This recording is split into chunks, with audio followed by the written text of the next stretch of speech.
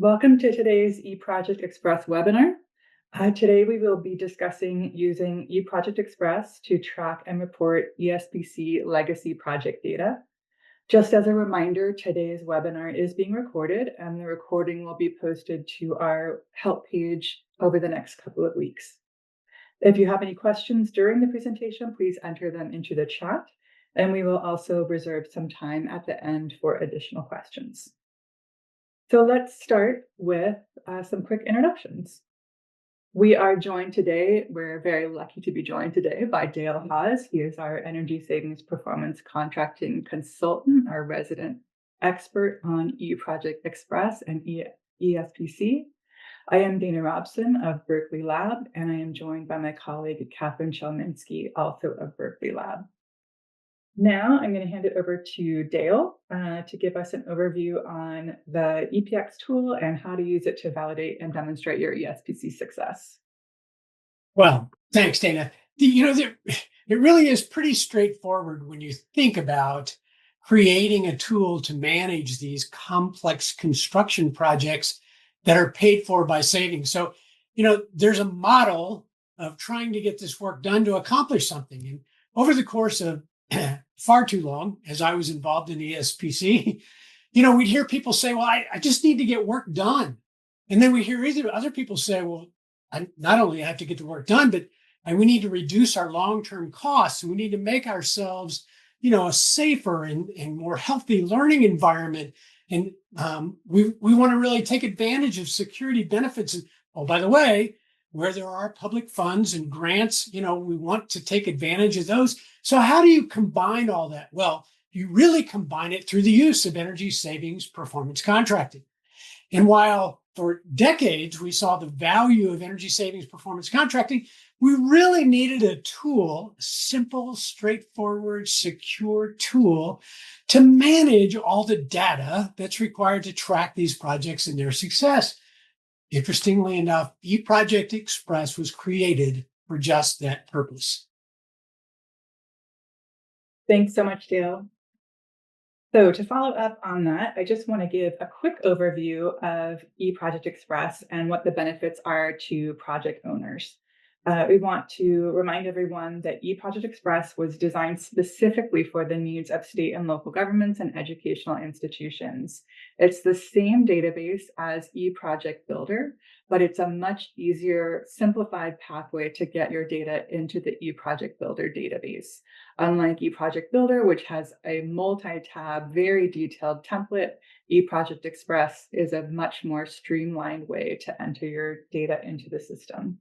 It is a free resource maintained by Berkeley Lab with funding from the Department of Energy. As Dale said, it's secure and user-friendly. It has a two-step authentication. All of your data is private and users can only access their own data.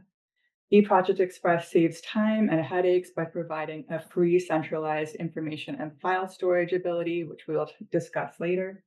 It provides accessible, standardized, and custom reporting that you can use to report on your project and program achievements year over year. And it makes it easy for project owners to illustrate your project success by having those year over year impacts easily reportable, and simplifies your ongoing project data management, even through staff changes over the years of the life of a project. All of your project information will be available in one place. So because we are talking about legacy projects today, we should go ahead and define what we mean by a legacy project. So projects that are currently in the performance period, that is post-construction, are considered legacy projects. And legacy projects may include 1 or more years of M&V data. So what is the value of collecting this legacy project data? It manages the expectations between the project owners and the ESCOs about what data will be collected on all of your projects, so that, again, you can illustrate your total project and program impacts. If you have standardized data across all of your projects, it's easy to report on your project success when you need those reports. Again, aggregates all of your project data together so that you can analyze project trends. Simplifies the data collection process because everyone is clear about what data needs to be collected. And again, that centralized file storage, which is such a robust part of eProject Express, and we will discuss later. So now that we've had that background, I want to again hand this over to Dale and have a discussion on why the value of adding this legacy data to eProject Express. Thanks, Dana. And the bullets are really on point. I think my job is bringing several years of experience at this, both working with the public sector and as a private sector um, stakeholder in these projects. And I want to just draw your attention, if I might, to considering your role. So think about this. So you're in a city and the city council meeting is coming up, and you look at the agenda and it says, we're going to hear about a report from our efficiency projects. Wow. Okay. Or maybe you see past modernization successes and remaining capital improvement needs on the governor's office agenda. Oh, okay. And you're thinking, well, I have a list of those projects somewhere. I think I know how many and we kind of know what the construction amount was. We've been keeping up with that. But how am I going to be reporting this data? How am I going to be sharing things like kilowatts, gigawatts saved, or how many square feet have been attended to in our portfolio? This just gets more and more difficult. And all of a sudden, you're tasked with trying to figure out how to take binders of information that may have been left to you by the ESCOs and rifling through inches and inches of paper, looking for something that was ever so prevalent when the project started. And now this stuff's been on the shelf. Or consider this, maybe you weren't even there when the project was done. And somebody pointed at a set of binders and said, well, everything you're ever going to need to know about this project is over there. Well, that's great until I need to deliver a report. So when you think about this for new projects, it's not so hard. You get your arms around this and you recognize there's a tool for collecting this data. Frankly, for most people, they set up a relationship with their energy services company and say, look, I need you to do this. I need you to use eProject Express. They agree. And so you go about the task of allowing the data to be entered. You have ready reports.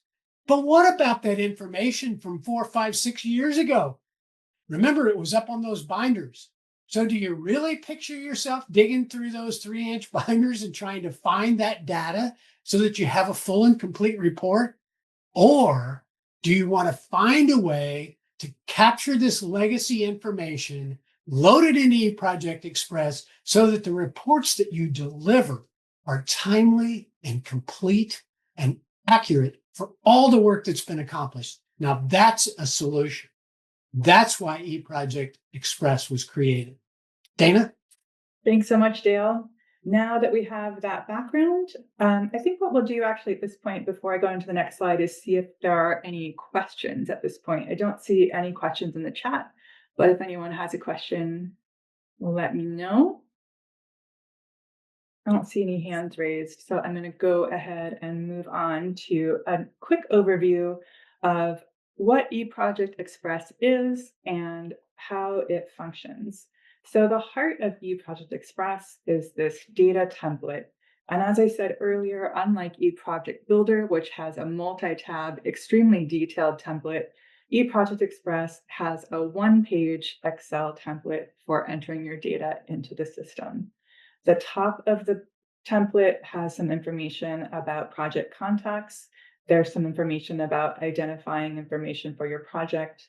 And in that project characteristics section that I've highlighted over there on the right, this includes information about your sites and buildings, as well as your baseline resource consumption and costs, implementation period, and total contracted IGA price.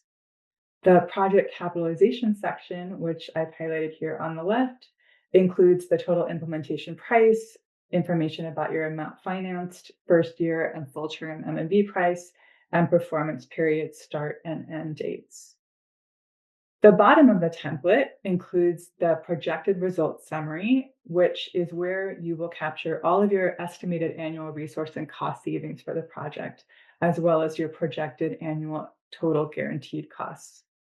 eProject Express also offers two sets of customized data fields. This is where you can track any information that is not already on the template.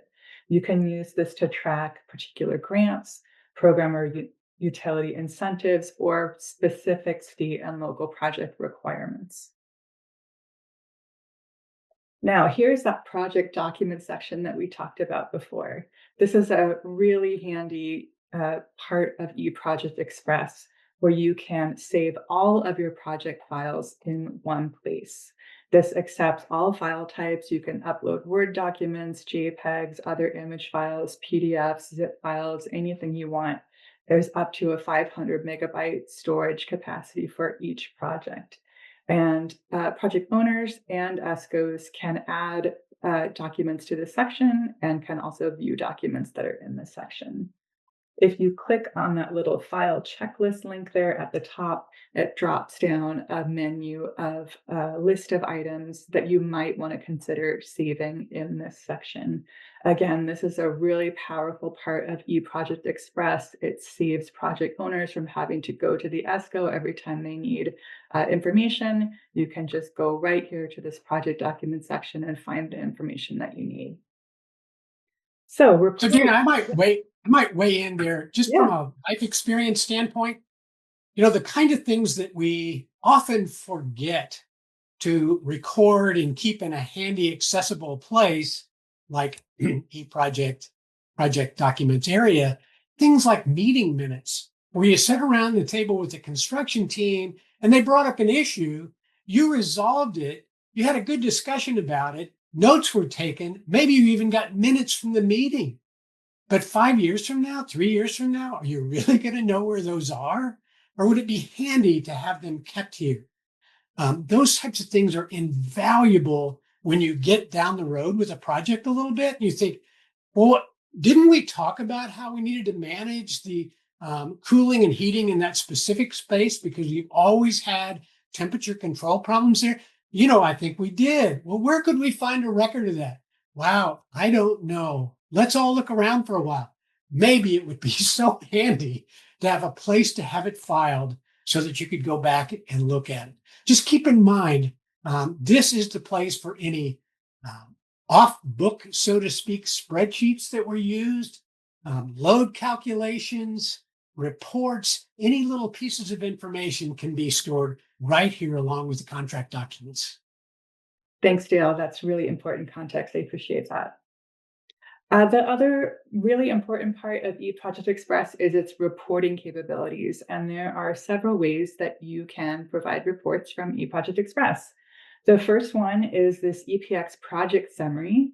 This is a snapshot of all of your project data that is easily downloadable as a PDF that can be shared amongst your project participants.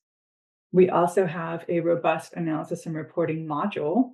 If you look over here on the left, I've highlighted this toggle field where you can select only for ePX fields. Again, eProject Builder has a lot more fields than ePX. So if you want to run some quick reports, the easiest way is to flip that eProject Express fields only button, and you can see only the fields that relate to the eProject Express template. You can see a quick report there in the middle and what it looks like. You can export these results to a PDF or to Excel, so you can do additional analysis outside of the reporting module. And you can save your report into your report library. So as Dale was saying earlier, you can provide the same report year over year or whenever it's requested. You can go back to that saved report and provide the same information for all of your projects whenever it's needed. In addition to the analysis and reporting feature, we also offer this data export feature where you can export all of the data for all of your approved projects into Excel. And this way you can conduct any additional analysis that you want outside of the system. We offer a ton of ePX training and resources on our help and documentation page. You see in the center there under training documentation, we have two guides, the ePX Legacy Project Data Mapping Guide and ePX Legacy M&V Data Mapping Guide. These are the companions to this webinar that will walk you through step by step how to get started using eProject Express, and how to enter your legacy project data. We also have a lot of training and informational videos at the bottom there, including some short videos on how to get started registering and using eProject Express, as well as all of our previously recorded webinars, which include a lot of in-depth information on ESPC across different market segments and for different purposes. So please feel free to check out those webinars. We're having a second webinar in this series that will focus on legacy measurement and verification data, also an important thing to make sure that you enter into the system. You can register there at that link. We offer technical support that's available either by emailing us at epbsupport@lbl.gov, or we have a telephone number where you can leave us a voicemail and we'll get back to you as soon as we can to help you with whatever your needs are. In addition to the support that Berkeley Lab provides, the DOE ESPC campaign also provides a ton of other resources for users. There's information on how you can join the ESPC campaign. You can request technical assistance from the Department of Energy. There is a podcast series, an ESPC toolkit, and a lot of other resources available for users.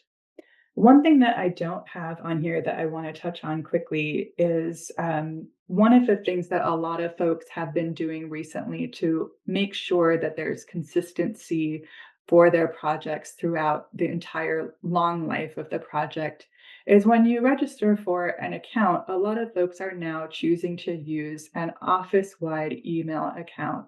This is an email account that you would set up through your organization that multiple people can have access to. This way, everyone has the information available on all of your projects that are in ePX. And if there's someone on your team that leaves and there's some turnover, then we don't have to go through the process of transferring all of the projects from one user to another. This is very handy for folks that have a lot of projects that will continue over time, and they want to make sure that they have access to all of that project data. At this point, I'm going to go ahead and open it to questions and also ask Dale if there is anything else that you would like to add that I have missed. I don't think so, Dana. I mean, the question that's posed here is, could you email the resources page to participants? Of course, we want you to have access to those resources. And frankly, while Dana reviewed them quickly, if you think about it, there's the podcast information out there is really on the fundamentals of energy savings performance contracting and some of the pitfalls. So there's a bit of coaching for ESPC and walks right into additional information about toolkits and what can help you walk through this and feel like you have the right information being collected and fulfilled by your projects. I think I was the loudest voice. Dana probably doesn't care for me to harp on this, but one of the keys that we found when spending time at assembling a template that illustrated how simple it was to capture this information was not the point of capturing the information. The point was the end use function. I mean, Stephen Covey would say, begin with the end in mind. What you need is to have the ability to report the success or challenges with these projects. And we know from doing polling and working hands-on with state agencies and cities and counties around the United States, a lot of times it's a list of projects in Word, and maybe they have the construction value. But if somebody walks by and says, hey, I really need to know, are these projects paying for themselves? And I've literally been standing beside people when they scratch their head and say, well, we think so. We were told that they were supposed to. And as you may know, sometimes authorities and policymakers don't believe that that's the right answer. They would far rather see proof, documentation that the projects are doing precisely what they intended to do. That's the key to ePX. That's the key to having legacy projects there to build on the future projects as we continue to work to be more efficient and modernize our facilities across the land. Yeah, thanks for that, Dale. I do want to share that we will be sending out the slides to all of the participants. And again, we will be posting the recorded webinar as soon as it's available, probably within 1 or 2 weeks. I want to also point out again on the help and documentation page under the training documentation that we have additional guides to help you get your legacy data entered. One of the things that we have is this ePX field definitions guide. This is an Excel file that includes definitions for every single field that is on the ePX template, both the project data template and the measurement and verification template. If you have any questions or difficulty of knowing exactly how to translate your legacy data into the fields that are on the ePX template, that definitions guide is going to be a really big help for you.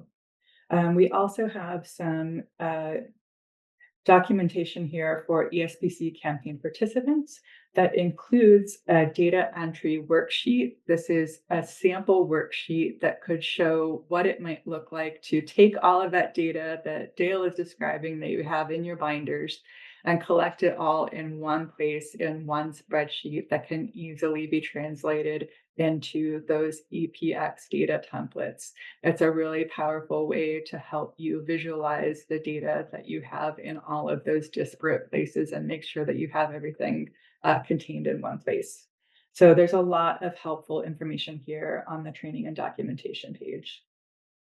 I'm gonna digress just a moment. When you think of definitions, because sometimes these concepts just fly over our heads.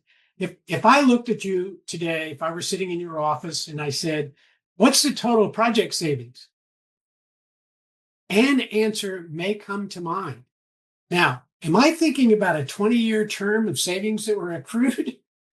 Am I thinking about the construction amount of the project?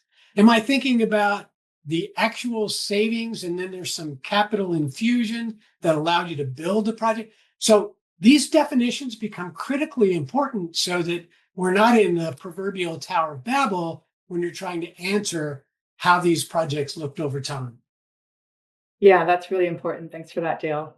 Also, another thing to mention about the template for eProject Express that is different than the eProject Builder template is that when you report your resource savings in eProject Express, it will allow you to choose the units of measure. Unlike eProject Builder, where everything needs to be converted into MMBTUs, we will allow you to report in the native units of whatever you're reporting. So it's much easier and simplified to enter that data into eProject Express. Let me try that a different way. Yeah. Whatever the units of your utility are labeled on your utility bills, that's what I would choose if I were you. That was the point of allowing the variability, so that you can select from a drop-down menu something that aligns with your utility bill. Yeah, exactly. All right. I don't see any other comments in the chat. Any final words from you, Dale?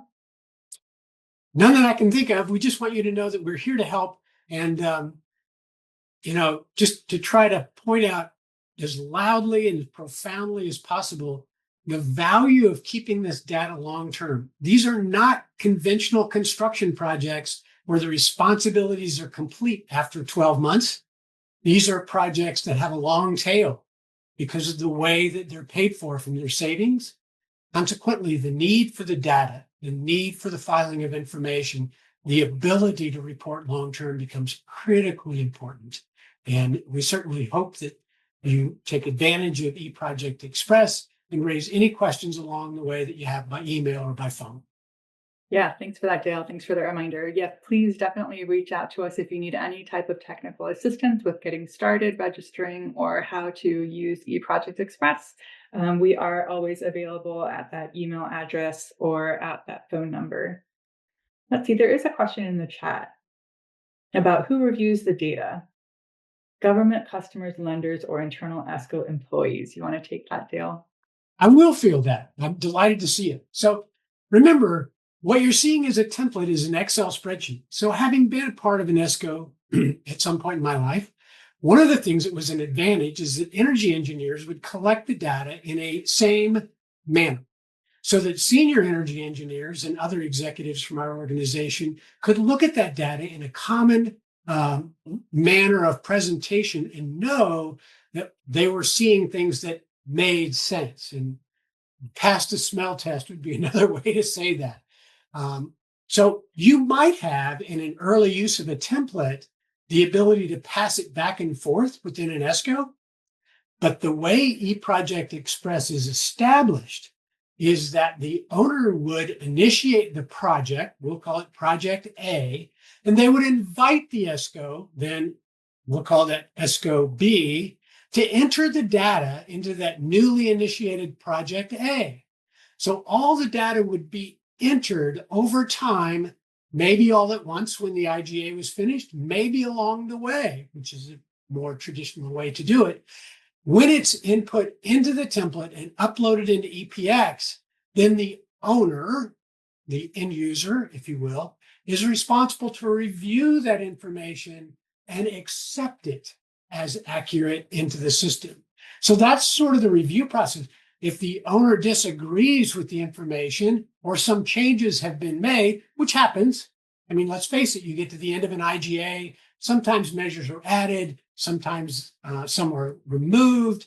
Those corrections need to be made, and the owner and the ESCO would agree on them. So ultimately, the owner is the approver. And just to build on this concept just a little bit, those two parties, by their organic email address and their subsequent password, are the people that can get into the project and see it and make changes. Now, you can't assign a project viewer who can just see. The system allows that, but don't think that this information is available for anyone. It's available by that password and secondary security methodology, just like any financial transaction is today. So reviewing the data, it can be reviewed a couple of different ways by the ESCO before it's entered. Then the owner reviews it and approves it. Finally, who reviews the data then probably looks like a report. Those reports to city councils, to regents, to supervising authorities, board members, etc. Does that answer the question? Yeah, thanks for that, Dale. That is important to note that there are two roles in eProject Express. One is the project owner, which we call the project initiator role, and the ESCO, which is the project builder role. In certain circumstances, you may play both of those roles at the same time, but it's generally the project owner is the agency and the ESCO is the project builder. I also want to let everyone know that on our registration page, when you register for an account, you also have the option to register for our test site. The test site allows you to play around with eProject Express and check out all of the different features of eProject Express without ingesting actual data into the database.